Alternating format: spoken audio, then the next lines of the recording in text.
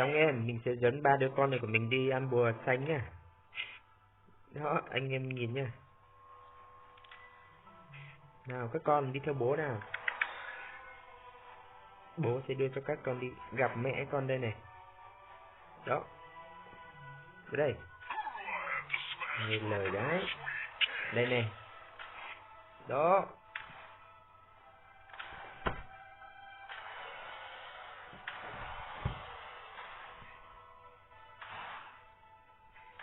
Đó anh em ạ. Vậy là mình không hề tác động gì đến bùa xanh mà. Bùa xanh đã hết nửa máu nhỉ.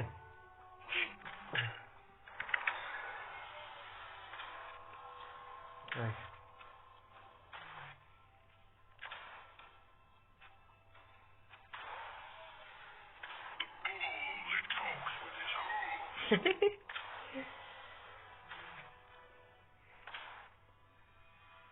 Cố lên, cố lên. Cố lên các con.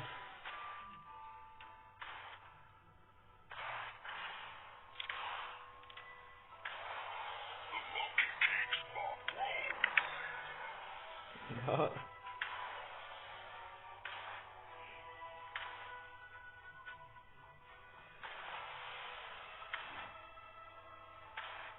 Cố lên, một tí nữa thôi.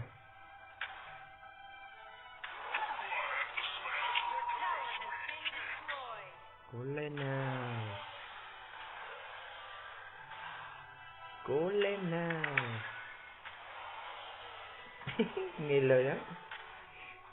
Đúng là các con của bố thật. Nó nghe lời thật. Nào.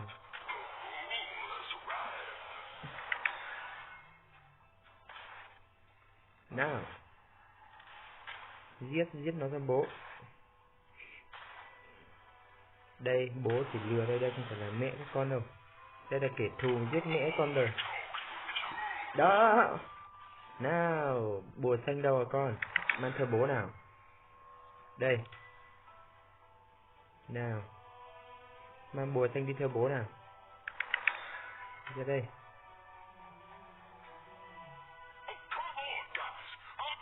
Ôi ra đây. Con đi đâu đây? Không định đi theo bố nữa à? Ra đây. À thế thì đi theo cái đường khác đi. Nào. Ra đây. Nào. Đi theo bố. Nào.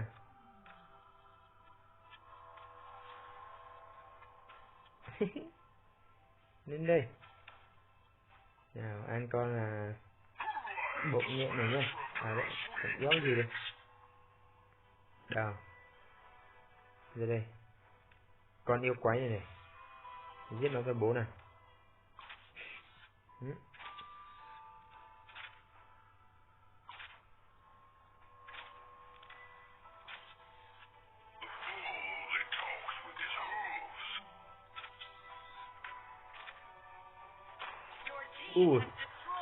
Con yêu quái này. Không dữ thật. Không đánh nó nữa. Đánh nó là các con sẽ chết mất đấy. Nào ra xem con này xem.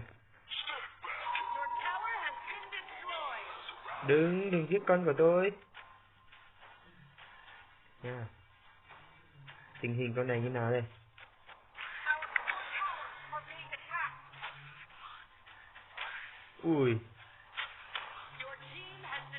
Nào giết con này cho bố nào. Giết nó. Giết đi.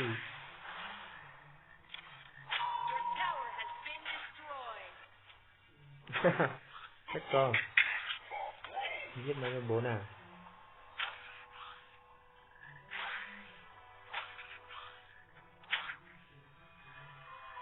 Giết nó cho bố. Thôi tình hình này là không được rồi. Trụ mình sắp vỡ à. Thôi mình sẽ phải biến về để đâu. Rồi ruộng mấy con này. Nào ra đây. Đi theo đây. Giết nốt con này cho bố đây. Nào. Giết nó. Giết nó.